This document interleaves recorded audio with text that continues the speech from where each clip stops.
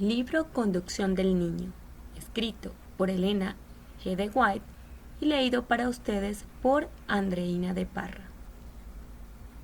Capítulo 1. La importancia del hogar como escuela. La educación comienza en el hogar. En el hogar es donde ha de empezar la educación del niño. Allí está su primera escuela. Allí, con sus padres como maestros, debe aprender las lecciones que han de guiarlo a través de la vida.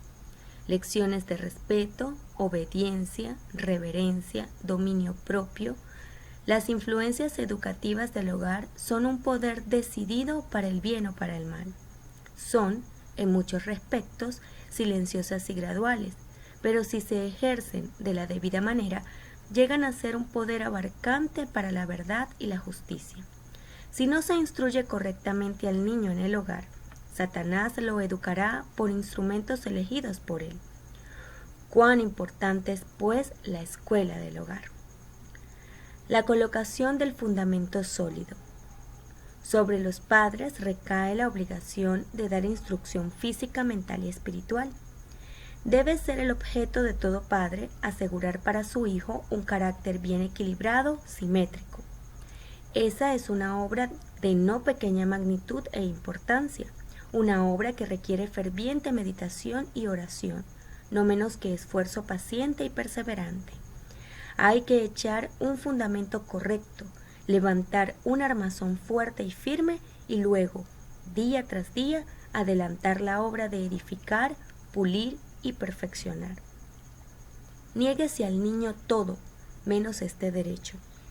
Padres, recordad que vuestro hogar es una escuela en la cual vuestros hijos han de ser preparados para las moradas de arriba. Negadles todas las cosas antes que la educación que deberían recibir en sus primeros años. No les permitáis manifestar su enojo. Enseñadles a ser bondadosos y pacientes. Enseñadles a ser considerados con otros. Así los prepararéis para un ministerio superior en las cosas de la religión.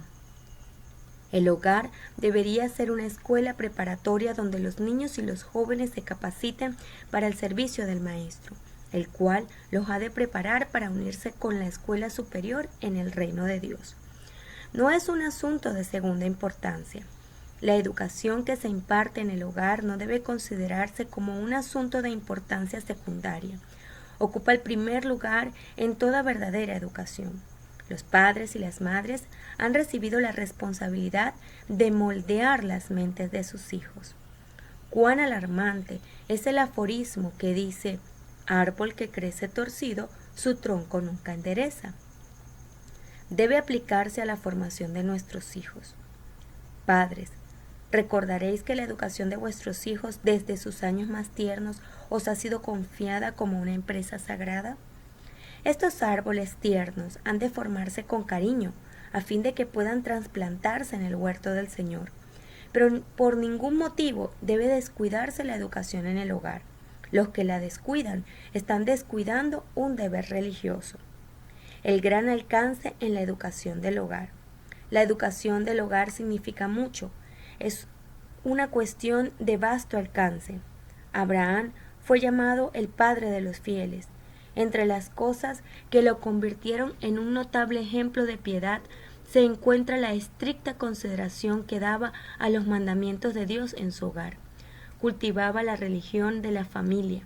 El que ve la educación impartida en cada hogar y que mide la influencia de esta educación, dijo: yo sé que mandará a sus hijos y a su casa después de sí que guarden el camino de Jehová, haciendo justicia y juicio.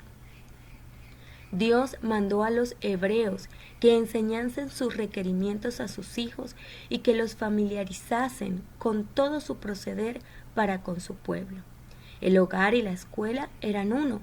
En lugar de labios extraños, los amantes corazones del padre y la madre tenían que dar instrucción a sus hijos. Los pensamientos de Dios estaban asociados con todos los acontecimientos de la vida diaria en el hogar. Las obras poderosas de Dios en la liberación de su pueblo eran repetidas con elocuencia y reverente temor. Las grandes verdades de la providencia de Dios y de la vida futura eran grabadas en las mentes juveniles, y así éstas llegaban a familiarizarse con todo lo que fuese verdadero, bueno y bello.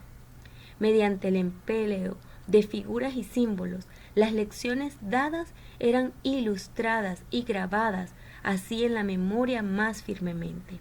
Por medio de ese conjunto de imágenes animadas, el niño era casi desde los primeros años iniciado en los ministerios.